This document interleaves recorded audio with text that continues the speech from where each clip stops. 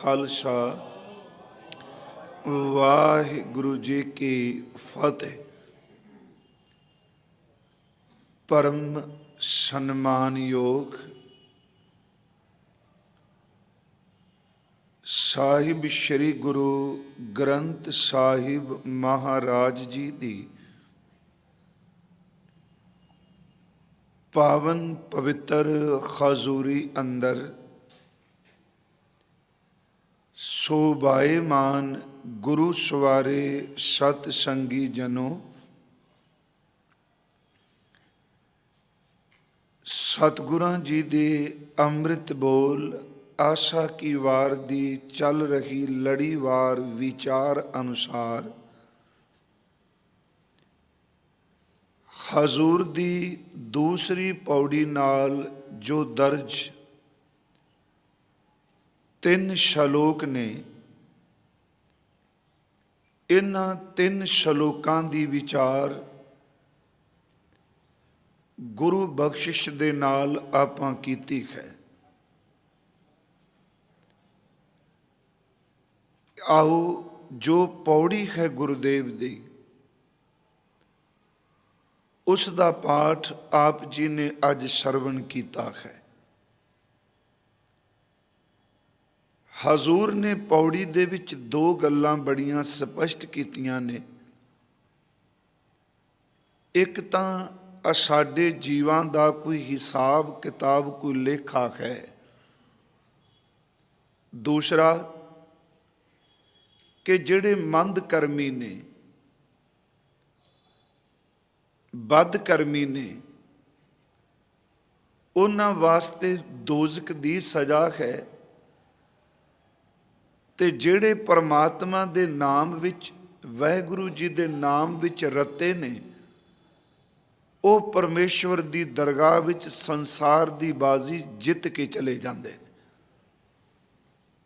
2-3 नुकते मैं बेनती करांगा, भावां कई बारी असीं ये विचारिया है।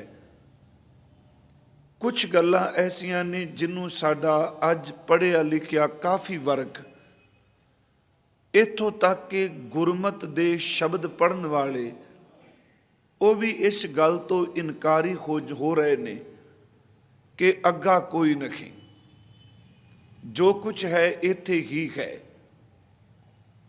धर्मराज कोई नहीं, लेखा जोखा कोई नहीं,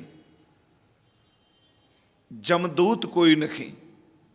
ते तकरीबन ये गल दा बड़े जोर शोर नाल वड्डे पद्धर ते प्रचार हो रहा है। मैं गुरु ग्रंथ साहिब दी बाणी विचों कुछ बेनतियां करांगा ते मेरा ख्याल कि गुरु ग्रंथ साहिब विच आए हुए बोल नूं जिहड़ा सिख शरधा नाल नमस्कार करदा है उन्होंने पता है कि ये सब कुछ है। एक सवाल उठदा है कि जे है तो दिसदा नहीं। सिर्फ पहले नुकते में बेनती करांगा, जे है तो दिसदा नहीं ते अनदिसदे नूं असीं मनदे नहीं। यही शब्द है कि जिहड़ा दिस ही नहीं रहा उन्होंने असीं नहीं मनदे। जे है तो वो नज़र क्यों नहीं आ रहा, दिस क्यों नहीं रहा। ते दास कई बारी बेनती करदा है कि साडे शरीर विच जे कोई दृष्टमान साडी काया है, इस विच हर चीज़ नज़र नहीं आउंदी।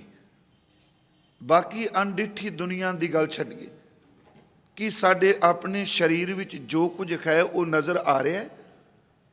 साडे ज्ञान इंद्रे साडे कर्म अंदरे नज़र आ रहे ने। साडे शरीर दे अंदर जिहड़ियां नाड़ियां ने, अंदर दे जिहड़े बॉडी दे अंग ने, हिस्से ने, वो असी अज साइंस दे कार्ड राही उन्होंने देख सकते हैं, कंप्यूटर ते तस्वीर राही। पर मैं एक बेनती करांगा कि अदृष्ट जज्बे, शब्द में जज्बे वरते, अदृष्ट जज्बे साड़ी बॉडी ते असर करते हैं पर वो नज़र नहीं आते। जिमें मान लो काम एक अदृष्ट जज्बा है, दिसदा नहीं, पर कदी किसी बंदे ने यह नहीं कहा कि काम की शक्ल, काम का जिहड़ा रूप रेख वो की है, तो मैं काम नूं मनदा ही नहीं ਜਿਹੜਾ ਦਿਸਦਾ ਨਹੀਂ ਉਹ ਹੁੰਦਾ ਹੀ ਨਹੀਂ। ਕਾਮ ਦਾ ਜਜ਼ਬਾ ਦਿਸ ਨਹੀਂ ਰਿਹਾ, ਪਰ ਜਦੋਂ ਸਾਡੀ ਸਰੀਰ ਉੱਤੇ, ਸਾਡੇ ਮਨ ਉੱਤੇ ਉਹ ਜਜ਼ਬਾ, ਉਹ ਫੁਰਨੇ ਬਣ ਕੇ ਅਸਰ ਕਰਦਾ ਹੈ, ਤੇ ਤੁਸੀਂ ਹੈਰਾਨ ਹੁੰਦੇ ਹੋ ਕਿ ਇਸੇ ਬੋਡੀ ਵਿੱਚੋਂ ਹੀ ਬੰਦੇ ਦੇ ਅੰਦਰ ਵਾਸ਼ਨਾ ਪੈਦਾ ਹੁੰਦੀ ਹੈ, ਤੇ ਕਈ ਵਾਰੀ ਟਿਕੇ ਕੋਈ ਬੰਦਿਆਂ ਦੇ ਅੰਦਰ ਨੂੰ ਵੀ ਡੁਲਾ ਜਾਂਦੀ ਹੈ।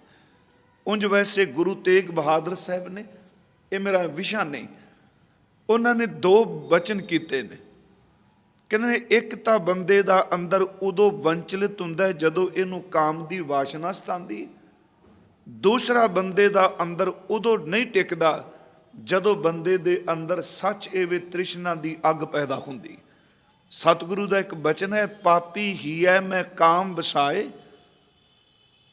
ਇਸ ਅੰਦਰ ਜਿਹੜੀ ਇਹ ਵਾਸ਼ਨਾ ਹੈ, ਇਹ ਜਦੋਂ ਅੰਦਰ ਅਸਰ ਕਰਦੀ ਹੈ, ਮਨ ਕਾਬੂ ਨਹੀਂ ਹੁੰਦਾ। ਖੈਰ, ਮੈਂ ਆਪਣੇ ਵਿਸ਼ੇ ਤੇ ਰਹਾ ਕਿ ਇੱਕ ਜਜ਼ਬਾ ਹੈ ਕ੍ਰੋਧ, ਪਰ ਉਹ ਦਿਸ ਨਹੀਂ ਰਿਹਾ। ਜਦੋਂ ਉਹ ਜਜ਼ਬਾ ਸਾਡੇ ਮਨ ਤੇ ਅਸਰ ਕਰਦਾ ਹੈ, ਚੰਗਾ ਭਲਾ ਇਨਸਾਨ ਦੇਖੋ ਬਿਲਕੁਲ ਆਰਾਮ ਨਾਲ ਸਹਿਜ ਵਿੱਚ ਬੈਠਾ, ਜਦੋਂ ਕ੍ਰੋਧ ਦਾ ਅਣਡਿੱਠ ਜਜ਼ਬਾ ਸਾਡੇ ਤੇ ਅਸਰ ਕਰਦਾ ਹੈ, ਤੇ ਕਮਾਲ ਦੀ ਗੱਲ ਉਸੇ ਵਕਤ ਚੰਗਾ ਭਲਾ ਬੰਦਾ ਗੁੱਸੇ 'ਚ ਆਇਆ ਕਿਸੇ ਦਾ ਕਤਲ ਵੀ ਕਰ ਦਿੰਦਾ ਹੈ। ਕਿ ਅਦ੍ਰਿਸ਼ਟ ਜਜ਼ਬੇ ਨੇ ਸਾਡੀ ਬੋਡੀ ਤੇ ਅਸਰ ਨਹੀਂ ਕੀਤਾ? ਮੈਂ ਇਹ 5 ਦੀ ਗੱਲ ਕਰ ਲੈਣਾ। ਕਾਮ ਦਾ ਜਜ਼ਬਾ ਹੈ, ਪਰ ਅਦ੍ਰਿਸ਼ਟ ਹੈ ਸਰੀਰ 'ਚ, ਜਦੋਂ ਪ੍ਰਗਟ ਹੁੰਦਾ ਤੇ ਬੰਦੇ ਨੂੰ ਵੀ ਵਿਚਾਰੀ ਬਣਾ ਦਿੰਦਾ ਹੈ। ਕ੍ਰੋਧ ਦਾ ਜਜ਼ਬਾ ਹੈ, ਅਦ੍ਰਿਸ਼ਟ ਹੈ, ਜਦੋਂ ਪ੍ਰਗਟ ਹੁੰਦਾ ਹੈ ਤੇ ਬੰਦੇ ਤੋਂ ਵੱਡੇ ਵੱਡੇ ਕਤਲ ਕਰਾ ਦਿੰਦਾ ਹੈ, ਪਾਪ ਕਰਾ ਦਿੰਦਾ ਹੈ। ਪਿਆਰਿਓ, ਲੋਭ ਦਾ ਜਜ਼ਬਾ ਹੈ, ਜਦੋਂ ਇਹ ਪ੍ਰਗਟ ਹੁੰਦਾ ਹੈ ਅਦ੍ਰਿਸ਼ਟ, ਤੇ ਬੰਦੇ ਦੇ ਬਣੇ ਹੋਏ ਜੀਵਨ ਨੂੰ ਇੱਕ ਬੰਦਾ ਲਾਲਚ ਕਰਕੇ, ਗਲਤੀ ਕਰਕੇ ਕਿਸੇ ਦਾ ਹੱਕ ਖਾਂਦਾ ਹੈ ਤੇ ਸਮਾਜ ਦੇ ਸਾਹਮਣੇ ਨੀਵਾਂ ਦਿਖਾ ਦਿੰਦਾ। ਅਹੰਕਾਰ ਦਾ ਜਜ਼ਬਾ ਹੈ, ਪਰ ਜਦੋਂ ਕਿਸੇ ਦੀ ਬਰਾਬਰਤਾ ਦੇਖਦਾ ਹੈ, ਅੰਦਰੋਂ ਖੰਗਤਾ ਨਿਕਲਦੀ। ਮੈਂ ਸਿਰਫ ਇੱਕ ਬੇਨਤੀ ਕਰ ਲੱਗਾ, ਪਹਿਲੀ ਗੱਲ ਇੱਕ ਸਪਸ਼ਟ ਕਰਨੀ ਚਾਹੁੰਦਾ, ਗੁਰੂ ਗ੍ਰੰਥ ਸਾਹਿਬ ਦੀ ਬਾਣੀ ਦਾ ਆਧਾਰ ਲੈ ਕੇ ਕੋਈ ਸ਼ਬਦ ਆਪਣੇ ਕੋਲੋਂ ਨਹੀਂ। ਇਸ ਭੁਲੇਖੇ 'ਚ ਮਤ ਜੀਏ ਕਿ ਸਾਡਾ ਲੇਖਾ ਕੋਈ ਨਹੀਂ ਹੋਣਾ, ਸਾਨੂੰ ਪੁੱਛਣਾ ਕਿਸੇ ਨੇ। ਕਿਉਂਕਿ ਮੈਂ ਅਰਜ਼ ਕੀਤੀ, ਅਸੀਂ ਕਹਿੰਦੇ ਹਾਂ ਅਦ੍ਰਿਸ਼ਟ ਨੂੰ ਕਿਵੇਂ ਮੰਨੀਏ, ਤੇ ਅਰਜ਼ ਮੈਂ ਕੀਤੀ ਹੈ ਪਿਆਰਿਓ, ਜੇ ਵਾਸ਼ਨਾਵਾਂ ਦੇ ਅਦ੍ਰਿਸ਼ਟ ਜਜ਼ਬੇ ਸਾਡੇ ਤਨ ਦੇ ਉੱਪਰ ਪੂਰਾ ਪ੍ਰਭਾਵ ਪਾਉਂਦੇ ਨੇ, ਤੇ ਜਿਨ੍ਹਾਂ ਨੂੰ ਅਸੀਂ ਦੇਖ ਨਹੀਂ ਸਕਦੇ, ਤੇ ਨਜ਼ਰ ਵੀ ਉਹਨਾਂ ਨੂੰ ਆਉਂਦੇ ਨੇ ਜਿਸ ਬੰਦੇ ਦੀ ਮੌਤ ਨੇੜੇ ਆ ਜਾਂਦੀ ਹੈ। ਇਹ ਸਭ ਕੁਝ ਦਿਸਦਾ ਹੈ ਗੁਰੂ ਗ੍ਰੰਥ ਸਾਹਿਬ ਜੀ ਦੀ ਬਾਣੀ ਵਿੱਚੋਂ। ਆਓ ਅਸੀਂ ਥੋੜੀ ਜਿਹੀ ਸ਼ੁਰੂਆਤ ਕਰੀਏ। ਗੁਰੂ ਨਾਨਕ ਸਾਹਿਬ ਜੀ ਦਾ ਇੱਕ ਅੰਮ੍ਰਿਤ ਬੋਲ ਹੈ, ਉਸ ਸ਼ਲੋਕ ਤੋਂ ਮੈਂ ਸ਼ੁਰੂ ਕਰਾਂਗਾ, ਜਿਸ ਵਿੱਚ ਸੱਚੇ ਪਾਤਸ਼ਾਹ ਜੀ ਨੇ ਗੱਲ ਦ੍ਰਿੜ ਕਰਾਈ ਹੈ ਕਿ ਮਤਾਂ ਭੁਲੇਖੇ 'ਚ ਰਵੋ। ਹਰ ਬੰਦੇ ਦੇ ਰੋਜ਼ ਦੇ ਜਿਹੜੇ ਕਰਮ ਨੇ, ਕਰਮ ਤਾਂ ਬਹੁਤ ਸਥੂਲ ਨੇ, ਇੱਥੋਂ ਤੱਕ ਸਾਡੇ ਫੁਰਨੇ ਵੀ ਰੱਬ ਦੇਖਦਾ ਪਿਆ। ਉਹ ਬਿਨਾਂ ਬੋਲਣ ਤੋਂ ਵੀ ਸਭ ਕੁਝ ਜਾਣਦਾ। ਗੁਰੂ ਸਾਹਿਬ ਦਾ ਇੱਕ ਸ਼ਲੋਕ ਹੈ ਜੀ, ਉਹਦੇ ਅਰਥ ਅਸੀਂ ਬੜੇ ਸੰਖੇਪ ਜਿਹਾ ਕਰਾਂਗੇ। ਉਹ ਸ਼ਬਦ ਸ਼ਲੋਕ ਹੈ, 2 ਦੀਵੇ 14 ਹਟ ਨਾਲੇ। ਚੰਦਰਮਾ ਤੇ ਸੂਰਜ 2 ਦੀਵੇ ਨੇ, ਤੇ 14 ਜਿਹੜੇ ਤਬਕ ਨੇ। ਜਿੰਨਾ ਵੀ ਸੰਸਾਰ ਹੈ, ਇਹ ਮਾਨੋ ਇੱਕ ਬਾਜ਼ਾਰ ਹੈ। ਜੇਤੇ ਜੀ ਤੇਤੇ ਵਣਜਾਰੇ। ਜਿੰਨੇ ਜੀਵ ਇੱਥੇ ਆਏ ਨੇ, ਉਹ ਭਾਵੇਂ ਕਿਸੇ ਫੀਲਡ ਵਿੱਚ ਵੀ ਜ਼ਿੰਦਗੀ ਜੀ ਰਿਹਾ ਹੈ, ਪਰ ਇੱਕ ਗੱਲ ਜੇਨ ਵਿੱਚ ਰੱਖੀਏ, ਹਰ ਬੰਦਾ ਇੱਥੇ ਕੁਝ ਖੱਟਣ ਤੇ ਕਮਾਉਣ ਵਾਸਤੇ ਆਇਆ ਹੈ, ਖਾਲੀ ਕੋਈ ਨਹੀਂ ਆਇਆ। ਕੱਲਾ ਸਮਝੋ ਧਰਮ ਨਾਲ ਜੁੜੇ ਹੋਏ ਬੰਦੇ ਹੀ ਵਪਾਰੀ ਨਹੀਂ। ਹਰ ਇਨਸਾਨ ਜਿਹਨੂੰ ਪਰਮਾਤਮਾ ਨੇ ਇਹ ਜੀਓ ਪਿੰਡ ਦਿੱਤਾ ਹੈ, ਉਹ ਬੰਦਾ ਇੱਥੇ ਕੁਛ ਨਾ ਕੁਛ ਕਮਾਉਣ ਵਾਸਤੇ ਆਇਆ। 2 ਦੀਵੇ 14 ਹਟ ਨਾਲੇ। ਮਹਾਰਾਜ ਕਹਿੰਦੇ ਜੇਤੇ ਜੀ ਤੇਤੇ ਵਣਜਾਰੇ।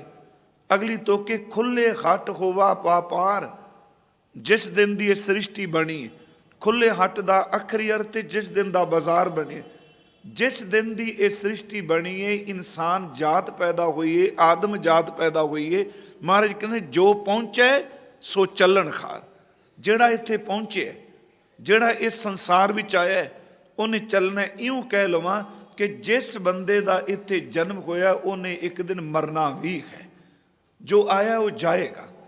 ਅਸਲ 'ਚ ਜਦੋਂ ਬੰਦਾ ਆਉਂਦਾ ਹੈ, ਤੇ ਇਹਦੇ ਜਾਣ ਦੀ ਤਿਆਰੀ ਨਾਲ ਹੀ ਸ਼ੁਰੂ ਹੋ ਜਾਂਦੀ। ਇਹਦੇ ਜਾਣ ਦਾ ਪ੍ਰੋਸੈਸ ਜਿਹੜਾ ਹੈ ਉਹ ਨਾਲ ਸ਼ੁਰੂ ਹੋ ਜਾਂਦਾ। ਉਸ ਦਿਨ ਅਰਜ਼ ਕੀਤੀ ਸੀ ਕਿ ਜਨਮ ਹੋਇਆ ਤੇ ਜਨਮ ਦੇ ਨਾਲ ਜਾਣ ਦੀ ਤਿਆਰੀ ਸ਼ੁਰੂ ਕਰ ਦਿੱਤੀ। ਜਾਣ ਦੀ ਤਿਆਰੀ ਬੁਢੇਪੇ 'ਚ ਨਹੀਂ। ਅਸੀਂ ਠੀਕ ਹੈ ਵੱਖਰੀ ਗੱਲ ਸਮਝੀ ਬੈਠੇ ਹਾਂ ਕਿ ਬੁਢੇਪੇ ਤੇ ਮੌਤ ਆਉਣੀ ਹੈ, ਪਰ ਮੇਰੇ ਗੁਰੂ ਸਾਹਿਬ ਕਹਿੰਦੇ ਨੇ ਜਦੋਂ ਇਨਸਾਨ ਦਾ ਜਨਮ ਹੋਇਆ ਪਹਿਲਾ ਸਵਾਸ ਇਹਦੇ ਸਰੀਰ 'ਚੋਂ ਬਾਹਰ ਨਿਕਲਿਆ, ਇਹ ਜਾਣ ਦੀ ਤਿਆਰੀ ਦੀ ਸ਼ੁਰੂਆਤ ਹੈ। ਤੇ ਜਦੋਂ ਇਹਦਾ ਅੰਤਲਾ ਸਵਾਸ ਨਿਕਲਦਾ ਉਦੋਂ ਮੁਕੰਮਲਤਾ ਹੈ, ਉਦੋਂ ਚੱਲ ਪੈਣਾ ਇਹਨੇ। ਜਾਣਾ ਤਾਂ ਸ਼ੁਰੂ ਹੋ ਗਿਆ ਜਨਮ ਦੇ ਨਾਲ ਹੀ। ਸਤਿਗੁਰੂ ਕਹਿੰਦੇ ਨੇ ਜਿਹੜਾ ਇਸ ਬਾਜ਼ਾਰ ਵਿੱਚ ਆਇਆ ਹੈ ਉਹ ਇੱਕ ਦਿਨ ਜਾਏਗਾ। ਇਸ ਬਾਜ਼ਾਰ 'ਚ ਕਿਸੇ ਬਹਿਣਾ ਨਹੀਂ। ਦੋਏ ਦੀਵੇ 14 ਹਟ ਨਾਲੇ, ਜੇਤੇ ਜੀ ਤੇਤੇ ਵਣਜਾਰੇ, ਖੁੱਲੇ ਹਟ ਹੋਵਾ ਵਪਾਰ, ਜੋ ਪਹੁੰਚੈ ਸੋ ਚੱਲਣ ਹਾਰ। ਅੱਗੇ ਕਹਿੰਦੇ ਧਰਮ ਦਲਾਲ ਨਾਨਕ ਜੀ ਉਪਾਏ ਕਹਿ ਲਿਖਨਾਮੈ ਧਰਮ ਬਹਾਲਿਆ। ਧਰਮ ਦਲਾਲ, ਦਲਾਲ ਕਿਹਨੂੰ ਕਹਿੰਦੇ? ਜਿਹੜਾ ਸਮਾਨ ਵੇਚਣ ਤੇ ਖਰੀਦਣ ਦੇ ਵਿੱਚ ਸਹਾਇਕ ਹੁੰਦਾ ਹੈ। ਸਤਿਗੁਰੂ ਕਹਿੰਦੇ ਨੇ ਜਿਹੜਾ ਧਰਮ ਦਲਾਲ ਹੈ। ਆਮ ਟੀਕਾਕਾਰਾਂ ਨੇ ਕੁਝ ਕੁ ਨੇ ਧਰਮ ਦਾ ਅਰਥ ਕੀਤਾ ਹੈ ਕਿ ਨਿਰਣਾ ਕਰਨ ਵਾਲੀ ਸ਼ਕਤੀ ਜੋ ਸਾਡੇ ਅੰਦਰ ਹੈ, ਉਹਨਾਂ ਧਰਮ ਕੀਤਾ। ਪਰ ਜ਼ਿਆਦਾਤਰ ਗੁਰਮੁਖ ਪਿਆਰੇ ਅਰਥ ਕਰਦੇ ਨੇ ਧਰਮ ਦਲਾਲ ਦਾ ਅਰਥ ਹੈ ਧਰਮ ਰਾਜ। ਧਰਮ ਦਲਾਲ ਪਾਏ ਨਿਸ਼ਾਨ। ਜਿਵੇਂ ਮੰਨ ਲਓ ਦਲਾਲ ਨੇ ਅੱਗੇ ਸਮਾਨ ਕਿਤੇ ਪਹੁੰਚਾਉਣਾ ਹੋਵੇ ਤੇ ਉਹ ਸਮਾਨ ਦੇ ਉੱਪਰ ਨਿਸ਼ਾਨੀਆਂ ਲਾ ਦਿੰਦਾ। ਇਹ ਅਵਲ ਹੈ, ਇਹ ਦੋਮ ਹੈ, ਇਹ ਸੇਮ ਹੈ, ਇਹ ਚੰਗਾ ਹੈ, ਇਹ ਮਾੜਾ ਹੈ। ਇਸ ਤਰ੍ਹਾਂ ਹੀ ਹੈ ਨਾ ਜੀ। ਹਰ ਇੱਕ ਚੀਜ਼ ਜਿਹੜੀ ਬਾਜ਼ਾਰ ਵਿੱਚ ਵੇਚੀ ਜਾਂਦੀ ਹੈ, ਹਰ ਚੀਜ਼ ਸ਼ੁੱਧ ਨਹੀਂ। ਉਹਦੀ ਬਨਾਵਟ ਵੀ ਹੈ, ਕੋਈ ਉੱਚੇ ਦਰਜੇ ਦੀ, ਕੋਈ ਉਦੋਂ ਥੱਲੇ ਦਰਜੇ ਦੀ। ਉਹ ਫਿਰ ਨਿਸ਼ਾਨ ਪਾਈ ਜਾਂਦਾ ਵੀ ਇਹ ਇਸ ਤਰ੍ਹਾਂ ਦੀ ਚੀਜ਼, ਇਸ ਤਰ੍ਹਾਂ ਦੀ। ਤੇ ਮਹਾਰਾਜ ਕਹਿੰਦੇ ਨੇ ਜਿਹੜਾ ਧਰਮ ਰਾਜ ਹੈ, ਜਦੋਂ ਤੂੰ ਕਰਮ ਕਰਨਾ ਸੱਚ ਇਹ ਵੇ ਕਿ ਪਰਮਾਤਮਾ ਦਾ ਬਣਾਇਆ ਹੋਇਆ ਇਹ ਨੇਮ ਉਹ ਤੇਰੇ ਕਰਮਾਂ ਤੇ ਨਿਸ਼ਾਨ ਪਾਈ ਜਾਂਦਾ ਵੀ ਇਹ ਇਹਦਾ ਲਾਹੇ ਦਾ, ਇਹ ਇਹਦਾ ਘਾਟੇ ਦਾ ਹੈ। ਉਹ ਨਿਸ਼ਾਨ ਪਾਉਂਦਾ ਰੋਜ਼। ਜੋ ਤੁਸੀਂ ਸੰਗਤ ਚਾਹੁੰਦੇ ਹੋ ਵੀ ਨਿਸ਼ਾਨ ਪਏਗਾ। ਗੁਰਮੁਖੋ ਜੋ ਬਾਹਰ ਵਿਚਰਨੇ ਉਹ ਵੀ ਨਿਸ਼ਾਨ ਪਏਗਾ। ਧਰਮ ਜਿਹੜਾ ਹੈ ਉਹ ਧਰਮ ਰਾਜ ਇੱਕ ਇੱਕ ਕਰਮ ਉੱਤੇ ਨਿਸ਼ਾਨ ਪਾਈ ਜਾਂਦਾ ਹੈ। ਤੇ ਸਤਿਗੁਰੂ ਕਹਿੰਦੇ ਨੇ ਜਦੋਂ ਫਿਰ ਇਨਸਾਨ ਤਨ ਨੂੰ ਤਿਆਗਦਾ ਹੈ, ਇਹਦੇ ਕੀਤੇ ਹੋਏ ਇਕੱਠੇ ਜਿਹੜੇ ਕਰਮ ਨੇ ਜਦੋਂ ਰੱਬ ਦੀ ਦਰਗਾਹ ਵਿੱਚ ਲੇਖਾ ਹੁੰਦਾ ਹੈ, ਸੱਚ ਇਹ ਵੇ ਕਿ ਬੰਦਗੀ ਕਰਨ ਵਾਲੇ ਜਿੱਤ ਕੇ ਚਲੇ ਜਾਂਦੇ ਨੇ ਤੇ ਜਿਨ੍ਹਾਂ ਦੇ ਸਮਾਨ ਉੱਤੇ ਨਕੰਮੇ ਪੁਣੇ ਦਾ ਨਿਸ਼ਾਨ ਪੈ ਜਾਏ ਉਹ ਜ਼ਿੰਦਗੀ ਦੀ ਬਾਜੀ ਹਾਰ ਕੇ ਚਲੇ ਜਾਂਦੇ ਨੇ। ਸਤਿਗੁਰੂ ਕਹਿੰਦੇ ਨਿਸ਼ਾਨ ਪੈਂਦੇ। ਇਹ ਹਜ਼ੂਰ ਦਾ ਸ਼ਲੋਕ ਫਿਰ ਪੜ੍ਹ ਲੈਂਦੇ ਹਾਂ। ਦੋਏ ਦੀਵੇ 14 ਹਟ ਨਾਲੇ, ਜੇਤੇ ਜੀ ਤੇਤੇ ਵਣਜਾਰੇ, ਖੁੱਲੇ ਖਟ ਹੋਵਾ ਵਪਾਰ, ਜੋ ਪਹੁੰਚੈ ਸੋ ਚੱਲਣ ਹਾਰ। ਧਰਮ ਦਲਾਲ ਪਾਏ ਨਿਸ਼ਾਨ, ਨਾਨਕ ਨਾਮ ਲਾਹਾ ਪਰਵਾਨ, ਤੇਰੇ ਨਾਏ ਰੱਤੇ ਸੇ ਜਿਨ ਗਏ। ਨਾਨਕ ਨਾਮ ਲਾਹਾ ਪਰਵਾਨ, ਘਰ ਆਏ ਵੱਜੀ ਵਧਾਈ, ਸਾਚ ਨਾਮ ਕੀ ਮਿਲੀ ਵਡਾਈ। ਜਿਨ੍ਹਾਂ ਦੇ ਕੋਲ ਨਾਮ ਸੀ ਉਹ ਵਾਪਸ ਮਾਲਕ ਦੇ ਘਰ ਵਿੱਚ ਗਏ। ਪਿਆਰਿਓ, ਉਹਨਾਂ ਦੀ ਮੌਤ ਵੀ ਵਧਾਈਆਂ ਬਣ ਗਈ। ਪਰਮਾਤਮਾ ਦੀ ਦਰਗਾਹ ਵਿੱਚ ਉਹਨਾਂ ਨੂੰ ਸਤਿਕਾਰ ਮਿਲਿਆ। ਇਹਦਾ ਮਤਲਬ ਇਹ ਸ਼ਬਦ ਸ਼ਲੋਕ ਰਾਹੀਂ ਕਿ ਧਰਮ ਦਲਾਲ ਨਿਸ਼ਾਨ ਪਾਉਂਦਾ। ਆਓ ਥੋੜਾ ਜਿਹਾ ਹੋਰ ਮੈਂ ਬਾਣੀ 'ਚ ਬੇਨਤੀ ਕਰਾਂਗਾ। ਅੱਜ ਮੈਂ ਸਿਰਫ ਇਸ ਗੱਲ ਤੇ ਜ਼ੋਰ ਦੇ ਰਿਹਾ ਕਿ ਇਸ ਭੁਲੇਖੇ ਨੂੰ ਮਨ 'ਚੋਂ ਕੱਢ ਦਈਏ ਕਿ ਸਾਡਾ ਲੇਖਾ ਕਿਸੇ ਨੇ ਪੁੱਛਣਾ। ਧਰਮ ਰਾਜ ਕੋਈ ਨਹੀਂ, ਜਮਦੂਤ ਕੋਈ ਨਹੀਂ। ਮੈਂ ਇੱਕ ਵਾਰ ਅਰਜ਼ ਕੀਤੀ ਸੀ, ਹੈ ਵੀ ਤੇ ਨਹੀਂ ਵੀ। ਇਹਨੂੰ ਗੱਲ ਨੂੰ ਸੁਣਿਓ ਧਿਆਨ ਨਾਲ। ਅਸੀਂ ਕਹਾਂਗੇ ਦੁਬਦਾ ਤੇ ਦੋਗਲੇਪਨ ਦੀ ਗੱਲ ਨਹੀਂ, ਹੈ ਵੀ ਇਹ ਤੇ ਨਹੀਂ ਵੀ। ਇਹ ਪਾਠ ਕਰਦੇ ਇੱਕ ਦਿਨ ਮੇਰੇ ਮਨ 'ਚ ਆਇਆ, ਹੈ ਵੀ ਤੇ ਨਹੀਂ ਵੀ। ਮੈਂ ਤਾਂ ਬੇਨਤੀ ਕੀਤੀ, ਮੰਨ ਲਓ ਇੱਕ ਬੰਦਾ ਬਿਲਕੁਲ ਮੁਹੱਲੇ 'ਚ ਠੀਕ ਠਾਕ ਰਹਿੰਦਾ, ਕਦੀ ਮਾੜਾ ਕਰਮ ਨਹੀਂ ਕੀਤਾ। ਉਹਨੂੰ ਪੁੱਛ ਕੇ ਦੇਖੋ, ਹੋ ਸਕਦਾ ਲੁਧਿਆਣੇ 'ਚ ਰਹਿੰਦਿਆਂ ਕਈਆਂ ਨੂੰ ਪਤਾ ਨਹੀਂ ਹੋਣਾ ਜੇਲ੍ਹ ਕਿਹੜੇ ਪਾਸੇ ਹੈ, ਸਾਡੇ ਮੁਹੱਲੇ ਦੀ ਪੁਲਿਸ ਚੌਂਕੀ ਕਿੱਥੇ ਵੇ। ਬੜੇ ਬੰਦਿਆਂ ਨੂੰ ਪਤਾ ਨਹੀਂ ਹੋਣਾ। ਹਰ ਬੰਦੇ ਨੂੰ, ਸ਼ਹਿਰ ਦੇ ਨੂੰ ਇਹ ਪਤਾ ਨਹੀਂ ਕਿ ਜੇਲ੍ਹ ਚੌਂਕੀ ਕਿੱਥੇ, ਥਾਣਾ ਕਿੱਥੇ। ਪਰ ਚੋਰਾਂ ਨੂੰ ਪੁੱਛ ਕੇ ਦੇਖੋ, ਦੱਸਣਗੇ ਚੌਂਕੀ ਕਿੱਥੇ ਵੇ ਤੇ ਥਾਣਾ ਕਿੱਥੇ ਵੇ ਤੇ ਜੇਲ੍ਹ ਕਿੱਥੇ। ਜੇਲ੍ਹ ਦੀ ਇਮਾਰਤ ਹਰ ਸ਼ਹਿਰੀ ਵਾਸਤੇ ਨਹੀਂ, ਚੌਂਕੀ ਥਾਣਾ ਹਰ ਸ਼ਹਿਰੀ ਵਾਸਤੇ ਨਹੀਂ। ਜਿਹੜੇ ਬੰਦੇ ਮੰਦ ਕਰਮ ਕਰਦੇ ਨੇ ਉਹਨਾਂ ਲਈ ਠਾਣਾ ਵੀ ਕਹੇ, ਉਹਨਾਂ ਲਈ ਹੱਥ ਕੜੀ ਵੀ ਕਹੇ, ਉਹਨਾਂ ਲਈ ਜੇਲ੍ਹ ਵੀ ਕਹੇ, ਉਹ ਟੌਰਚਰ ਵੀ ਹੁੰਦੇ ਨੇ। ਪਰ ਪਿਆਰਿਓ, ਜਿਨਨੇ ਮਾੜਾ ਕਰਮ ਨਹੀਂ ਕੀਤਾ ਉਹਦੇ ਲਈ ਕੁਝ ਵੀ ਨਹੀਂ। ਜਿਨਨੇ ਸਾਰੀ ਜ਼ਿੰਦਗੀ ਬੰਦਗੀ ਕੀਤੀ ਉਹਦੇ ਲਈ ਧਰਮ ਰਾਜ ਜਮਦੂਤ ਨਾਂ ਦੀ ਕੋਈ ਚੀਜ਼ ਨਹੀਂ। ਜਿਨੇ ਮੰਦ ਕਰਮ ਕੀਤੇ ਉਹਦੇ ਵਾਸਤੇ ਹਰ ਚੀਜ਼ ਹੈ। ਇਸ ਗੱਲ ਨੂੰ ਸਮਝਣ ਲਈ ਮੈਂ ਸਿੱਧੀ ਜੀ ਉਦਾਹਰਨ ਇੱਕ ਦਿੱਤੀ। ਇਸੇ ਸ਼ਹਿਰ 'ਚ ਮੈਂ ਅਰਜ਼ ਕੀਤੀ, ਕਈਆਂ ਨੂੰ ਨਹੀਂ ਪਤਾ ਜੇਲ੍ਹ ਕਿੱਥੇ, ਟੌਰਚਰ ਕਿਵੇਂ ਕਰਦੇ ਨੇ। ਪਰ ਤੁਸੀਂ ਦੇਖੋ, ਜਿਹੜੇ ਬੰਦੇ ਮੰਦ ਕਰਮੀ ਨੇ ਉਹਨਾਂ ਵਾਸਤੇ ਸਭ ਕੁਝ ਹੈ। ਆਓ ਇੱਕ ਹੋਰ ਬੇਨਤੀ ਕਰਦੇ ਹਾਂ ਗੁਰੂ ਗ੍ਰੰਥ ਸਾਹਿਬ 'ਚੋਂ ਹੀ। ਮੈਂ ਕਈ ਵਾਰੀ ਜਪਜੀ ਸਾਹਿਬ 'ਚ ਇਹ ਉਦਾਹਰਨ ਦੇਣਾ ਹੁੰਨਾ ਕਿ ਗੁਰੂ ਨਾਨਕ ਸਾਹਿਬ ਜੀ ਦੇ ਅੰਮ੍ਰਿਤ ਬੋਲ ਨੇ ਕਿ ਸਾਡੇ ਕਰਮ ਪੁੰਨ ਤੇ ਪਾਪ। ਵੈਸੇ ਇਸੇ 'ਚ ਅੱਗੇ ਕਿਤੇ ਪੁੰਨ ਪਾਪ ਆਵੇਗਾ, ਉਹਦੀ ਵਿਆਖਿਆ ਆਪਾਂ ਕਰਾਂਗੇ, ਪੁੰਨ ਕੀ ਤੇ ਪਾਪ ਕੀ। ਜੋ ਅਸੀਂ ਧਰਮ ਕਰ ਰਹੇ ਹਾਂ ਇਹਨੂੰ ਅਸਲੀਅਤ ਨੂੰ ਸਮਝੀਏ। ਇਹ ਹਰ ਸਾਡਾ ਕੀਤਾ ਹੋਇਆ ਕਰਮ, ਚਾਹੇ ਪੁੰਨ ਰੂਪ ਹੈ ਚਾਹੇ ਪਾਪ ਰੂਪ ਹੈ, ਉਹ ਆਖਣ ਮਾਤਰ ਨਹੀਂ, ਉਹ ਕਹਿਣ ਮਾਤਰ ਨਹੀਂ, ਉਹ ਮੁਹਾਵਰੇ ਮਾਤਰ ਨਹੀਂ। ਉਹ ਅਸਲ 'ਚ ਪੁੰਨ ਤੇ ਪਾਪ ਦੋਨੋਂ ਹੈ। ਜੋ ਅਸੀਂ ਕਰ ਰਹੇ ਹਾਂ ਉਹ ਸਾਡੇ ਨਾਲ ਜਾਣਾ। ਗੁਰੂ ਸਾਹਿਬ ਦੇ ਅੰਮ੍ਰਿਤ ਬੋਲ ਨੇ ਕਿ ਪੁੰਨੀ ਪਾਪੀ ਆਖਣ ਨਾਖੇ। ਇਹ ਅਖਾਣ ਨਹੀਂ, ਇਹ ਕਹਿਣ ਮਾਤਰ ਨਹੀਂ, ਇਹ ਸੱਚ ਇਹ ਹੈਨ। ਕਰ ਕਰ ਕਰਨਾ ਲਿਖ ਲੈ ਜਾਓ। ਜੋ ਕੁਝ ਅਸੀਂ ਕਰ ਰਹੇ ਹਾਂ, ਜੋ ਮੈਂ ਸ਼ਬਦ ਵਰਤਿਆ, ਲਿਖ ਨਾ ਮੈਂ ਧਰਮ ਬਹਾਲਿਆ, ਧਰਮ ਦਾ ਲਾਲ ਪਾਏ ਨਿਸ਼ਾਨ। ਇੱਥੇ ਗੁਰਦੇਵ ਕਹਿੰਦੇ ਕਰ ਕਰ ਕਰਨਾ ਲਿਖ ਲੈ ਜਾਓ। ਜੋ ਤੂੰ ਕਰ ਰਹੇ ਹਾਂ ਉਹ ਲਿਖਿਆ ਜਾ ਰਿਹਾ, ਉਹ ਲਿਸਟ ਤਿਆਰ ਹੋ ਰਹੀ ਹੈ। ਇਹਨੂੰ ਡਰਾਵੇ 'ਚ ਨਾ ਲਿਜਾਣਾ, ਉਹ ਲਿਖਿਆ ਜਾ ਰਿਹਾ ਹੈ।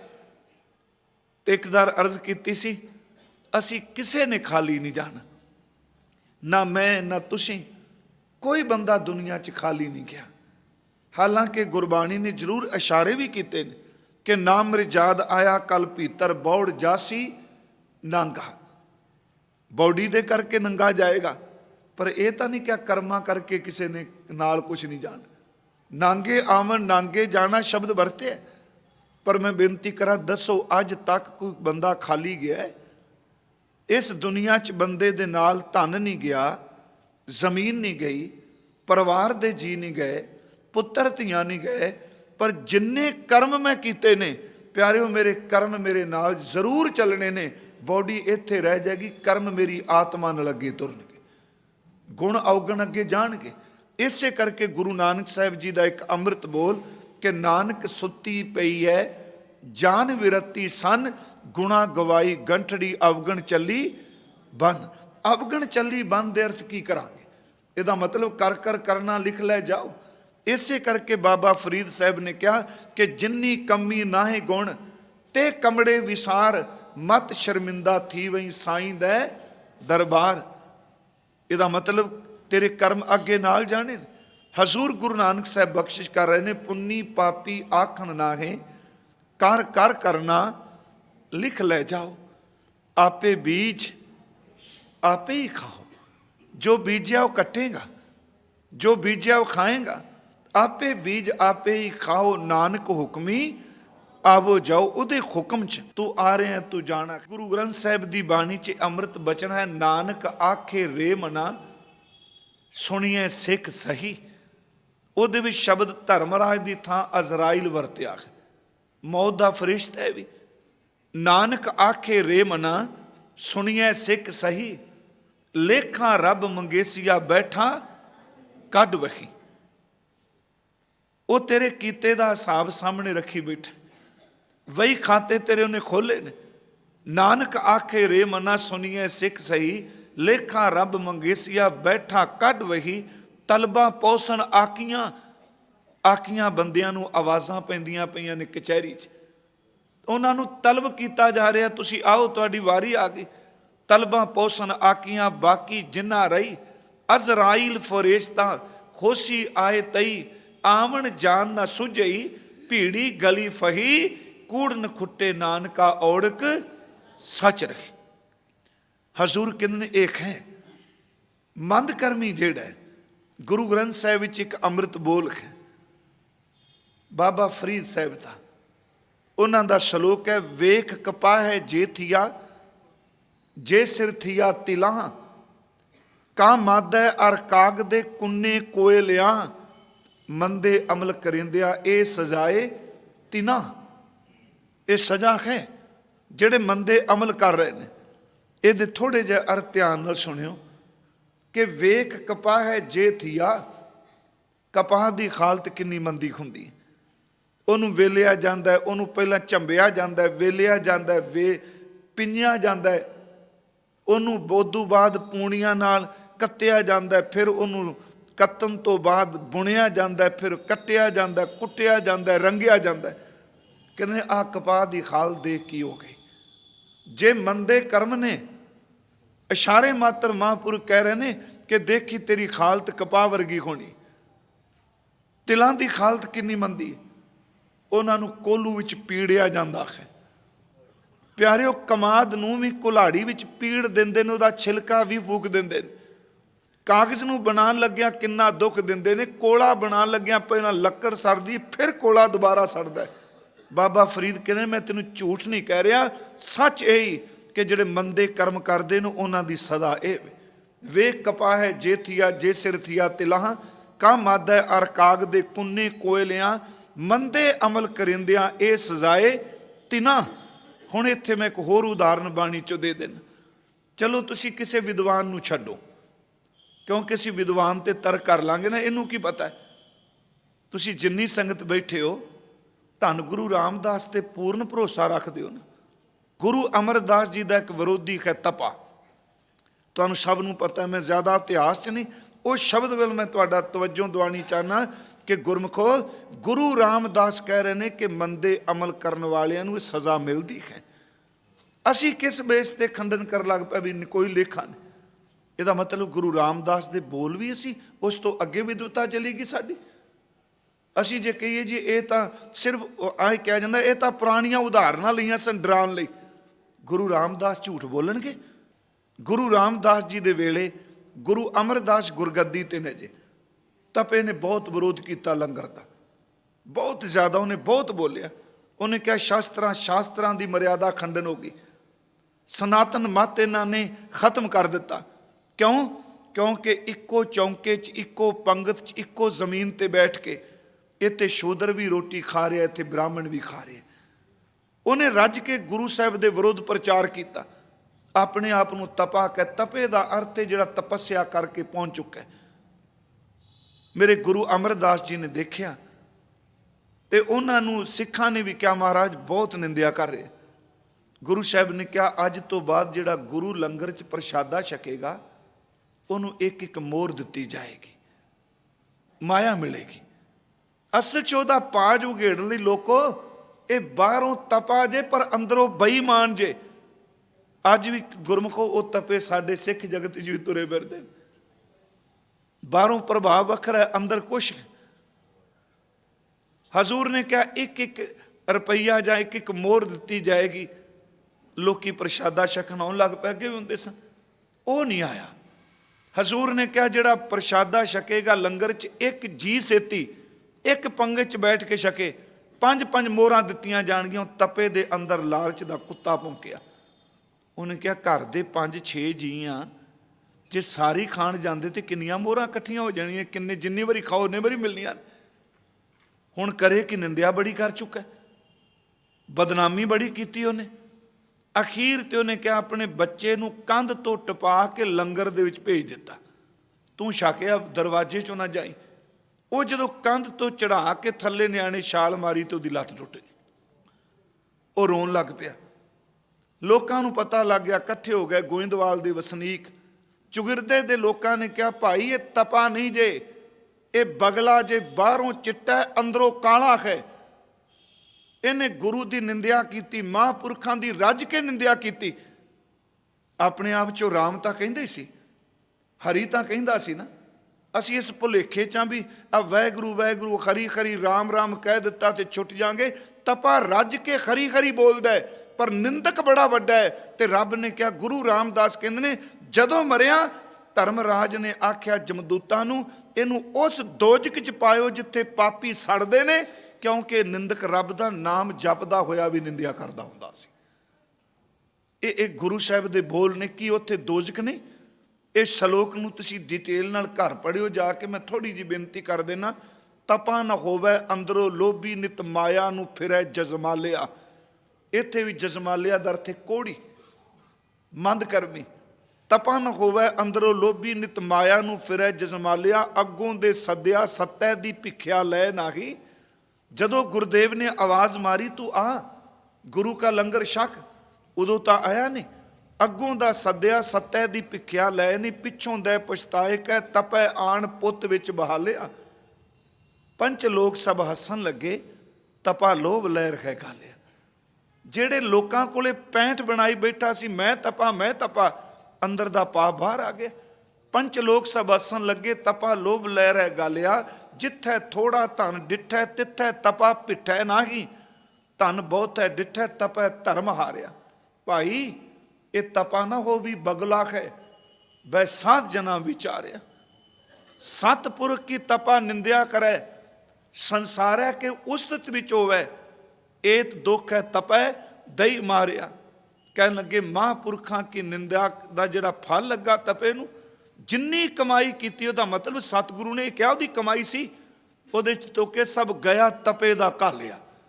ਇਹਦਾ ਮਤਲਬ ਉਹਨੇ ਕਮਾਈ ਕੀਤੀ, ਉਹ ਸਪਿਰਿਚੁਅਲਿਟੀ ਦੀ ਗੱਲ ਕਰ ਰਿਹਾ। ਪਰ ਜੋ ਕੁਝ ਕੀਤਾ ਸਭ ਕੁਝ ਚਲਾ ਗਿਆ। ਅੱਗੇ ਮਹਾਰਾਜ ਗੁਰੂ ਰਾਮਦਾਸ ਨੂੰ ਪੁੱਛੋ।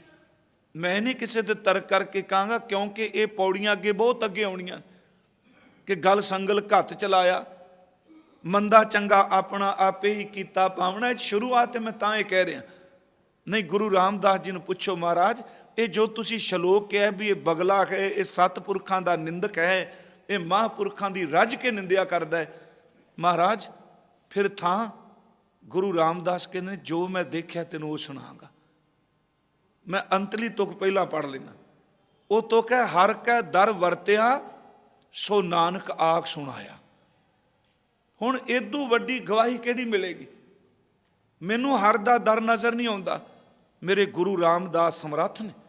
ਉਹ ਕਹਿੰਦੇ ਨੇ ਜੋ ਪਰਮਾਤਮਾ ਦੇ ਦਰ ਤੇ ਵਰਤਿਆ, ਜੋ ਵਾਹਿਗੁਰੂ ਦੇ ਘਰ ਵਿੱਚ ਵਰਤਿਆ। ਕਹਿਣ ਲੱਗੇ ਸਾਧ ਸੰਗਤ ਮੈਂ ਤੁਹਾਨੂੰ ਸੁਣਾ ਰਿਹਾ ਇਹ ਗੁਰਗੱਦੀ ਤੇ ਬੈਠਣ ਤੋਂ ਬਾਅਦ। ਕਹਿੰਦੇ ਜੋ ਦੇ ਦਰ ਤੇ ਵਰਤਿਆ ਮੈਂ ਉਹ ਸੁਣਾਨਾ ਪਿਆ। ਮਹਾਰਾਜ ਕੀ ਵਰਤਿਆ? ਹੁਣ ਪਹਿਲੀਆਂ ਤੁਕਾਂ ਨੇ ਧਰਮ ਰਾਏ ਜਮ ਕੰਕਰਾਂ ਨੂੰ ਆਕ ਛੱਡਿਆ, ਲਿਖਣਾ ਮੈਂ ਧਰਮ ਬਹਾਲਿਆ। ਧਰਮ ਰਾਏ ਜਮ ਕੰਕਰਾਂ ਨੂੰ ਆਕ ਛੱਡਿਆ, ਇਸ ਤਪੈ ਨੂੰ ਤਿੱਥੈ ਖੜ ਪਾਇਓ ਜਿੱਥੇ ਮਾਂ ਹਤਿਆਰਿਆ। ਹਰ ਕੈ ਦਰ ਵਰਤਿਆ ਸੋ ਨਾਨਕ ਆਖ ਸੁਣਾਇਆ। ਓਏ ਹੱਦ ਹੋ ਗਈ। ਐਡਾ ਗੁਰੂ ਸਮਰੱਥ ਬੋਲਦਾ ਹੋਵੇ ਤੇ ਦੋ ਕਿਤਾਬਾਂ ਪੜ੍ਹਨ ਵਾਲਾ ਕਮਾਲ ਹੀ। ਸਾਡੀ ਸਰੋਤ ਕਿੱਥੇ ਚਲੀ ਗਈ? ਦੁੱਖ ਇਸ ਚੀਜ਼ ਦਾ। ਗੁਰੂ ਰਾਮਦਾਸ ਕਹਿੰਦੇ ਜੋ ਵਰਤਿਆ ਮੈਂ ਸੁਣਾ ਰਿਹਾ, ਇਹ ਚ ਰੰਚਕ ਮਾਤਰ ਕੋਈ ਝੂਠ ਨਹੀਂ। ਤੇ ਗੁਰੂ ਸੱਤ ਬੋਲਦਾ ਹੈ, ਗੁਰੂ ਸੱਤ ਦਾ ਪੁਤਲਾ ਹੈ। ਤੇ ਮਹਾਰਾਜ ਕਹਿੰਦੇ ਨੇ ਧਰਮ ਰਾਏ ਜਮ ਕੰਕਰਾਂ ਨੂੰ ਆਕ ਛੱਡਿਆ। ਬੜੇ ਸਿੱਧੇ ਜਿਹੇ ਸ਼ਬਦ ਨੇ। ਇਸ ਤਪੈ ਨੂੰ ਤਿੱਥੈ ਖੜ ਪਾਇਓ, ਉਸ ਅੱਗ ਸਟਿਓ, ਉਸ ਭਾਟੇ ਸਟਿਓ ਜਿੱਥੇ ਮਾਂ ਹਤਿਆਰਿਆ। ਫਿਰ ਇਸ ਤਪੈ ਦੇ ਮੂੰਹ ਕੋਈ ਲੱਗੋ ਨਹੀਂ। ਇਸ ਨਿੰਦਕ ਦੇ ਮੱਥੇ ਜਮਦੂਤ ਨੂੰ ਕਿਹਾ ਤੂੰ ਵੀ ਨਾ ਲੱਗੀ। ਕਿਉਂ? ਕਹਿਣ ਲੱਗੇ ਇੰਨਾ ਭੈੜਾ ਹੈ ਨਿੰਦਕ, ਜਮਦੂਤ ਜੇ ਤੂੰ ਮੱਥੇ ਲੱਗ ਗਿਆ ਤੇ ਤੂੰ ਹੀ ਭ੍ਰਸ਼ਟ ਹੋ ਜਾਏਗਾ। ਕਿੱਡਾ ਕੁ ਬੰਦਾ ਪਾਪੀ ਹੋਵੇਗਾ ਨਿੰਦਕ। ਧਰਮ ਰਾਏ ਜਮ ਕੰਕਰਾਂ ਨੂੰ ਆਖ ਛੱਡਿਆ, ਤੇ ਇਸ ਤਪੈ ਨੂੰ ਤਿੱਥੈ ਖੜ ਪਾਇਓ ਜਿੱਥੇ ਮਾਂ ਧਿਆਰਿਆ। ਫਿਰ ਇਸ ਤਪੈ ਦੇ ਮੂੰਹ ਕੋਈ ਲੱਗੋ ਨਹੀਂ, ਇਹ ਸਤਿਗੁਰੂ ਹੈ ਫਟਕਾਰਿਆ। ਹਰ ਕੈ ਦਰ ਵਰਤਿਆ ਸੋ ਨਾਨਕ ਆਖ ਸੁਣਾਇਆ। ਸੋ ਬੁਝੈ ਜੋ ਦਈ ਸਵਾਰਿਆ। ਕਹਿੰਦੇ ਨੇ ਇਸ ਗੱਲ ਦੀ ਸਮਝ ਉਹਨੂੰ ਪਏਗੀ ਜਿਹਨੂੰ ਪਰਮਾਤਮਾ ਨੇ ਅੰਦਰ ਦੀ ਸੋਝੀ ਦਿੱਤੀ। ਮੈਂ ਬੇਨਤੀ ਕਰਾਂਗਾ ਗੁਰਮੁਖੋ, ਸੱਚ ਇਹ ਵੇ ਸਾਡੇ ਜਨਮ ਦੇ ਨਾਲ, ਚਾਹੇ ਮੈਂ ਆ ਚਾਹੇ ਤੁਸੀਂ ਹੋ, ਸਾਡੇ ਹਰ ਇੱਕ ਦੇ ਕਰਮਾਂ ਦਾ ਲੇਖਾ ਹੈ। ਜੋ ਪਾਪ ਕਰਦਾ ਉਹਨੂੰ ਸਜ਼ਾ ਮਿਲੇਗੀ। ਗੁਰੂ ਸਾਹਿਬ ਰੋਜ਼ ਕਹਿੰਦੇ ਨੇ ਕਿ ਚੰਗਿਆਈਆਂ ਬੁਰਿਆਈਆਂ ਵਾਚੈ ਧਰਮ ਦੂਰ, ਕਰਮੀ ਆਪੋ ਆਪਣੀ ਕੇ ਨੇੜੇ ਕੇ ਦੂਰ। ਆਓ ਇੱਕ ਦੂਜਾ ਪੱਖ ਲੈ ਲਈ। ਚਲੋ ਇਹ ਤਾਂ ਹੋ ਗਿਆ ਨਾ ਜਿਹੜਾ ਪਾਪ ਕਰਦਾ, ਜਿਹੜਾ ਬੰਦਗੀ ਕਰਦਾ ਉਹਦੇ ਵਾਸਤੇ ਧਰਮਰਾਜ ਕੀ, ਸਿਮਰਨ ਕਰਦਾ ਉਹਦੇ ਵਾਸਤੇ ਧਰਮਰਾਜ ਕੀ। ਸ਼੍ਰੀਮਾਨ ਭਾਈ ਵੀਰ ਸਿੰਘ ਹੋਣੀ ਇੱਕ ਬੜੀ ਸੋਹਣੀ ਘਟਨਾ ਗੁਰੂ ਨਾਨਕ ਚਮਤਕਾਰ ਵੀ ਦਰਜ ਕਰਦੇ ਨੇ। ਉਹ ਕਈ ਥਾਵਾਂ ਤੇ ਜ਼ਿਕਰ ਕਰਦੇ ਨੇ ਗੁਰਮੁਖ ਸਿੱਖਿਆ ਵਿੱਚ ਵੀ। ਮੈਂ ਉਸ ਸੰਬੰਧੀ ਬੇਨਤੀ ਕਰਾਂਗਾ। ਕਹਿੰਦੇ ਨੇ ਗੁਰੂ ਨਾਨਕ ਸਾਹਿਬ, ਅਸੀਂ ਬਾਣੀ ਚੋਂ ਵੀ ਦੇਖਾਂਗੇ ਸਾਰਾ, ਗੁਰੂ ਨਾਨਕ ਸਾਹਿਬ ਜਦੋਂ ਜਗਤ ਜਲੰਦੇ ਨੂੰ ਠਾਰਨ ਗਏ ਨੇ, ਇੱਕ ਨਗਰ ਵਿੱਚ ਪਹੁੰਚਦੇ ਨੇ। ਉਹ ਸਾਰੇ ਦਾ ਸਾਰਾ ਜਿਹੜਾ ਨਗਰ ਹੈ ਉਹ ਲੁਟੇਰਿਆਂ ਦਾ, ਡਾਕੂਆਂ ਦਾ ਹੈ, ਤੇ ਉਹ ਜਿਹੜਾ ਉਹਨਾਂ ਦੇ ਪਿੰਡ ਵਿੱਚ ਆ ਜਾਂਦਾ ਉਹਨੂੰ ਵੀ ਨਹੀਂ ਬਖਸ਼ਦੇ। ਗੁਰੂ ਨਾਨਕ ਸਾਹਿਬ ਮਹਾਰਾਜ ਆਏ ਨੇ, ਭਾਈ ਮਰਦਾਨਾ ਜੀ ਨਾਲ ਨੇ, ਤੇ ਗੁਰੂ ਨਾਨਕ ਸਾਹਿਬ ਦਾ ਮਸਤਕ ਦਾ ਨੂਰ, ਗੁਰੂ ਨਾਨਕ ਸਾਹਿਬ ਦੇ ਚਿਹਰੇ ਦਾ ਜਲਾਲ, ਸੱਚੇ ਪਾਤਸ਼ਾਹ ਮਹਾਰਾਜ ਉਹਨਾਂ ਨੂੰ ਇੱਕ ਠੱਗ ਆਪਣੇ ਘਰ ਲੈ ਗਿਆ। ਸਾਰਾ ਪਿੰਡ ਦਾ ਕਿੱਤਾ ਹੀ ਇਹ, ਕਹਿਣ ਲੱਗੇ ਉਹ ਦੂਜੇ ਕਿ ਅੱਜ ਤੇਰੇ ਘਰ 'ਚ ਵਪਾਰੀ ਆਇਆ, ਇਹਦੇ ਮਸਤਕ ਦਾ ਨੂਰ ਦੇਖ, ਇਹਦੇ ਮੱਥੇ ਦਾ ਰੰਗ ਦੇਖ, ਇਹ ਬੜਾ ਵੱਡਾ ਹੀਰਿਆਂ ਦਾ ਵਪਾਰੀ ਹੈ, ਤੇ ਜਿਹੜਾ ਇਹਦੇ ਨਾਲ ਬੰਦਾ, ਜਿਹੜਾ ਇਹਨਾਂ ਬੰਨ ਕੇ ਕੱਪੜੇ 'ਚ ਕੁਝ ਲਪੇਟਿਆ, ਇਹ 'ਚ ਹੀਰੇ ਹੋਣੇ ਨੇ, ਤੇ ਤੂੰ ਬਰਾਬਰ ਵੰਡਣੇ ਨੇ ਇਹਨਾਂ ਨੂੰ ਲੁੱਟਣ ਤੋਂ ਬਾਅਦ। ਉਹ ਕਹਿੰਦਾ ਬਿਲਕੁਲ ਬਰਾਬਰ ਵੰਡਾਂਗਾ। ਇਹਨੇ ਰਾਤ ਮਹਾਰਾਜ ਜੀ ਲਈ ਪ੍ਰਸ਼ਾਦ ਪਾਣੀ ਤਿਆਰ ਕੀਤਾ, ਪਰ ਗੁਰੂ ਸਾਹਿਬ ਨੇ ਪ੍ਰਸ਼ਾਦਾ ਪਾਣੀ ਕੀ ਛਕਣਾ ਸੀ, ਨਹੀਂ ਛਕਿਆ। ਹਜ਼ੂਰ ਕੀਰਤਨ ਸ਼ਬਦ ਜੁੜੇ ਰਹੇ। ਇਹ ਸੋਚੀ ਰਿਹਾ ਵੀ ਕਦੋਂ ਸੌਣ, ਕਦੋਂ ਮੈਂ ਇਹਨਾਂ ਨੂੰ ਮਾਰਾਂ ਤੇ ਮਾਰ ਕੇ ਲੁੱਟਾਂਗਾ। ਲਾਸ਼ ਸਾਰੇ ਪਿੰਡ ਵਾਲੇ ਰਲ ਕੇ ਸਮੇਟ ਦਿੰਦੇ ਸਨ। ਮਹਾਰਾਜ ਕੀਰਤਨ 'ਚ ਜੁੜੇ ਰਹੇ। ਇਸ ਬਾਟ ਪਾਰ ਕਹਿ ਲਾ, ਠੱਗ ਕਹਿ ਲਾ, ਲੁਟੇਰੇ ਨੂੰ ਨੀਂਦ ਆ ਗਈ। ਇਹ ਸੌਂ ਗਿਆ। ਜਦੋਂ ਸਵੇਰੇ ਉੱਠਿਆ ਮਹਾਰਾਜ ਤਾਂ ਅੰਮ੍ਰਿਤ ਵੇਲੇ ਉੱਠ ਕੇ ਆਪਣੇ ਅਗਾਂ ਚੱਲ ਵੀ ਪਏ। ਪਿੰਡ ਦੇ ਲੋਕ ਇਕੱਠੇ ਹੋਏ। ਉਹਨਾਂ ਆ ਕੇ ਕਿਹਾ ਵੀ ਲੈ ਸਾਡਾ ਹਿੱਸਾ। ਉਹਨੇ ਕਿਹਾ ਮੈਂ ਤਾਂ ਠੱਗ ਹੀ ਨਹੀਂ ਸਕਿਆ।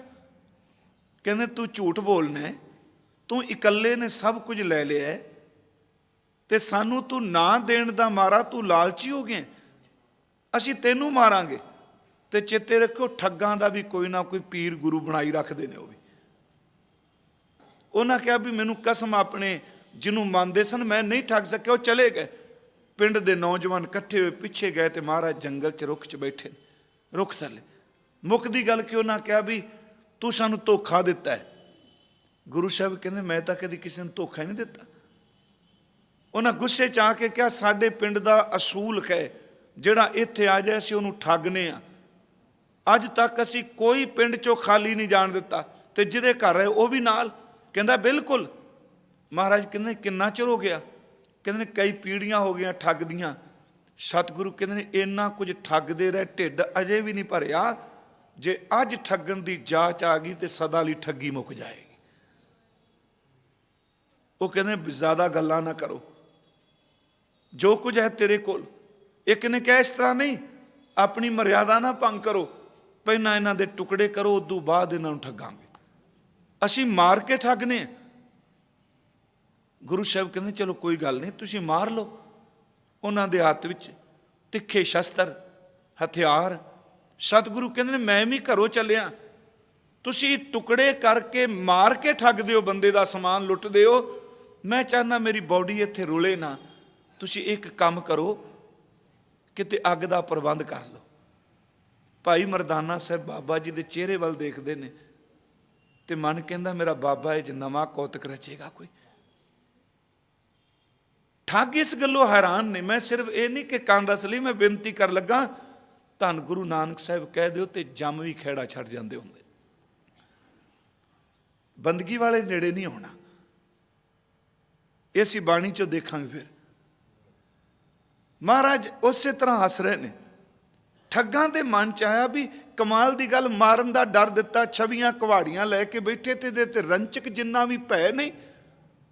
ਉਹ ਕਹਿਣ ਲੱਗੇ ਬਾਲਣ ਦਾ ਪ੍ਰਬੰਧ ਤਾਂ ਕਰ ਸਕਨੇ ਅਸੀਂ, ਪਰ ਅੱਗ ਕਿੱਥੋਂ? ਕਹਿੰਦੇ ਸਤਿਗੁਰਾਂ ਨੇ ਦੂਰੋਂ ਨਜ਼ਰ ਭਰ ਕੇ ਦੇਖਿਆ ਤੇ ਜੰਗਲ ਵਿੱਚੋਂ ਧੂੰ ਉੱਠਦਾ ਪਿਆ ਸੀ। ਉਹ ਉੱਠਦਾ ਹੋਇਆ ਧੂੰਆਂ ਵੇਖ ਕੇ ਹਜ਼ੂਰ ਸੱਚੇ ਪਾਤਸ਼ਾਹ ਜੀ ਨੇ ਉਂਗਲ ਨਾਲ ਇਸ਼ਾਰਾ ਕਰਕੇ ਕਿਹਾ ਉਹ ਦੇਖੋ ਸਾਹਮਣੇ ਅੱਗ ਬਲ ਰਹੀ ਹੈ। ਚਲੇਗਾ ਅੱਗ ਲੈਣ। ਕੁਝ ਕੋਲ ਬੈਠ ਗਿਆ ਕਿਤੇ ਦੌੜ ਨਾ ਜਾਏ। ਗੁਰੂ ਸਾਹਿਬ ਕਹਿੰਦੇ ਦੌੜਨ ਦਾ ਸਵਾਲ ਹੀ ਨਹੀਂ ਪੈਦਾ ਹੁੰਦਾ। ਮੈਂ ਦੌੜਨ ਵਾਸਤੇ ਨਹੀਂ ਆਇਆ, ਮੈਂ ਤੁਹਾਡੇ ਨਾਲ ਗੱਲਬਾਤ ਕਰਨਾ ਆ। ਇਹ ਜਦੋਂ ਚਲੇ ਗਏ ਅੱਗ ਲੈਣ, ਸ਼੍ਰੀਮਾਨ ਭਾਈ ਵੀਰ ਸਿੰਘ ਲਿਖਦੇ ਨੇ ਕਿ ਉੱਥੇ ਉਹ ਅੱਗ ਕਿਸੇ ਦਾ ਚੁੱਲ੍ਹਾ ਨਹੀਂ ਸੀ, ਉਹ ਅੱਗ ਕਿਸੇ ਦੇ ਘਰ 'ਚ ਨਹੀਂ ਸੀ ਬਲਦੀ, ਉਹ ਕਿਸੇ ਦੀ ਮੌਤ ਹੋਈ ਮੰਦ ਕਰਮੀ ਦੀ, ਤੇ ਉਹਦੀ ਚਿਖਾ ਨੂੰ ਅੱਗ ਲੱਗੀ ਸੀ। ਹੁਣ ਉਹਨਾਂ ਨੂੰ ਨਜ਼ਰ ਕੀ ਆਉਂਦਾ ਹੈ? ਮੈਂ ਫਿਰ ਬੇਨਤੀ ਕਰਾਂਗਾ, ਹੋ ਸਕਦਾ ਕਈਆਂ ਨੂੰ ਇਹ ਕਥਾ ਭਰਮੀ ਦੀ ਲੱਗੇ, ਵਹਿਮੀ ਦੀ ਲੱਗੇ, ਕਿਉਂਕਿ ਜਿਹੜੇ ਗੁਰੂ ਰਾਮਦਾਸ ਤੋਂ ਅੱਗੇ ਨਿਕਲ ਚੁੱਕੇ ਨੇ ਉਹਨਾਂ ਨੂੰ ਨਹੀਂ ਸਮਝ ਪੈਣੀ ਮੇਰੀ ਗੱਲ। ਉਹਨਾਂ ਨੂੰ ਨਹੀਂ ਪਤਾ ਲੱਗਣਾ ਖੇਡ ਕੀ। ਉਹਨਾਂ ਨੂੰ ਅਦ੍ਰਿਸ਼ਟ ਜਮ ਨਜ਼ਰ ਆਏ, ਅੱਗ ਲੈਣ ਜਿਹੜੇ ਗਏ, ਉਸ ਰੂਹ ਨੂੰ ਮਾਰਦੇ ਨੇ, ਉਸ ਰੂਹ ਨੂੰ ਕੁੱਟਦੇ ਨੇ। ਪਿਆਰਿਓ, ਸੂਖਸ਼ਮ ਸਰੀਰ ਦੇ ਗਲ 'ਚ ਸੰਗਲ ਵੀ ਪਾਇਆ ਜਾਂਦਾ, ਇਹਦਾ ਲੇਖਾ ਵੀ ਹੁੰਦਾ ਹੈ। ਇਹ ਰੋਂਦਾ ਵੀ ਹੈ ਵਿਚਾਰਾ, ਫਿਰ ਪੱਲੇ ਕੁਛ ਨਹੀਂ ਪੈਂਦਾ। ਬਹੁਤ ਕਿਤਾਬਾਂ ਲਿਖੀਆਂ ਗਈਆਂ ਅੱਜ ਕੱਲ੍ਹ ਇਹਦੇ ਤੇ। ਉਹ ਜਦੋਂ ਅੱਗ ਨੂੰ ਹੱਥ ਪਾਉਂਦੇ ਨੇ ਤੇ ਕੀ ਦੇਖਦੇ ਨੇ ਕਿ ਉਸ ਰੂਹ ਨੂੰ ਮਾਰ ਪੈਂਦੀ, ਕੁੱਟਦੇ ਪਏ ਨੇ, ਮਾਰਦੇ ਪਏ ਨੇ, ਤੇ ਅਚਨਚੇਤ ਜਿਹੜੇ ਮਾਰਨ ਵਾਲੇ ਨੇ ਉਹ ਪੈਰੀ ਪੈਣ ਲੱਗ ਪਏ ਰੂਹ ਦੇ, ਉਹਦੇ ਅੱਗੇ ਝੁਕ ਗਏ, ਉਹਦੇ ਅੱਗੇ ਨਿਭ ਗਏ। ਉਹ ਠੱਗ ਬੜੇ ਚਕਿਤ ਜਿਹੇ ਹੋਏ ਵੀ ਇਹ ਸਾਰਾ ਮਾਜਰਾ ਕੀ ਹੈ। ਅੱਗ ਭੁੱਲ ਗਈ ਉਹਨਾਂ ਨੂੰ ਚੁੱਕਣੀ। ਉਹਨਾਂ ਨੇ ਫਿਰ ਗੱਲਬਾਤ ਕੀਤੀ, ਕਹਿਣ ਲੱਗੇ ਸਾਨੂੰ ਇੱਕ ਗੱਲ ਦੱਸੋ ਕਿ ਤੁਸੀਂ ਪਹਿਲਾਂ ਇਹਨੂੰ ਮਾਰ ਰਹੇ ਸੀ, ਇਹ ਤਰਲੇ ਲੈ ਰਿਹਾ ਸੀ ਮੈਨੂੰ ਬਖਸ਼ ਦਿਓ, ਕੁਰਲਾਟ ਪਾਇਆ ਸੀ ਇਹਨੇ, ਹੁਣ ਤੁਸੀਂ ਇਹਦੇ ਪੈਰੀ ਡਿੱਗ ਪਏ ਹੋ, ਇਹਦਾ ਕਾਰਨ ਕੀ? ਕਹਿੰਦੇ ਨੇ ਅੱਗੋਂ ਜਮ ਨੇ ਆਵਾਜ਼ ਦੇ ਕੇ ਕਿਹਾ ਇਹ ਮੰਦ ਕਰਮੀ ਹੈ, ਇਹਨੇ ਪਾਪ ਕੀਤੇ, ਇਹਦੀ ਸਜ਼ਾ ਪਾਪਾਂ ਦੀ ਇਹਨੂੰ ਮਿਲਣੀ ਸੀ। ਕਹਿਣ ਲੱਗੇ ਫਿਰ ਮਾਰਦੇ ਹੋਏ ਤੁਸੀਂ ਰੋਕ ਕੇ ਗਏ, ਪੈਰਾਂ ਵੱਲ ਕਿਉਂ ਡਿੱਗ ਪਏ? ਕਹਿਣ ਲੱਗੇ ਅਸਲ 'ਚ ਜਿਹਦੇ ਟੁਕੜੇ ਤੁਸੀਂ ਕਰਨੇ ਚਾਹੁੰਦੇ ਹੋ ਉਸ ਪਰਮੇਸ਼ਵਰ ਰੂਪ ਗੁਰੂ ਨਾਨਕ ਨੇ ਇੱਕ ਵਾਰੀ ਇਹਦੀ ਚਿਖਾ ਵੱਲ ਨਜ਼ਰ ਭਰ ਕੇ ਦੇਖਿਆ, ਇਹਦੇ ਧੂੰ ਵੱਲ ਉਂਗਲ ਕਲ ਕੇ ਇਸ਼ਾਰਾ ਕੀਤਾ, ਜਿਹਨੂੰ ਗੁਰੂ ਨਾਨਕ ਨਜ਼ਰ ਭਰ ਕੇ ਦੇਖ ਲਓ ਉਹਦੇ ਪਾਪੀਆਂ ਦੇ ਪਾਪ ਵੀ ਕੱਟੇ ਜਾਂਦੇ।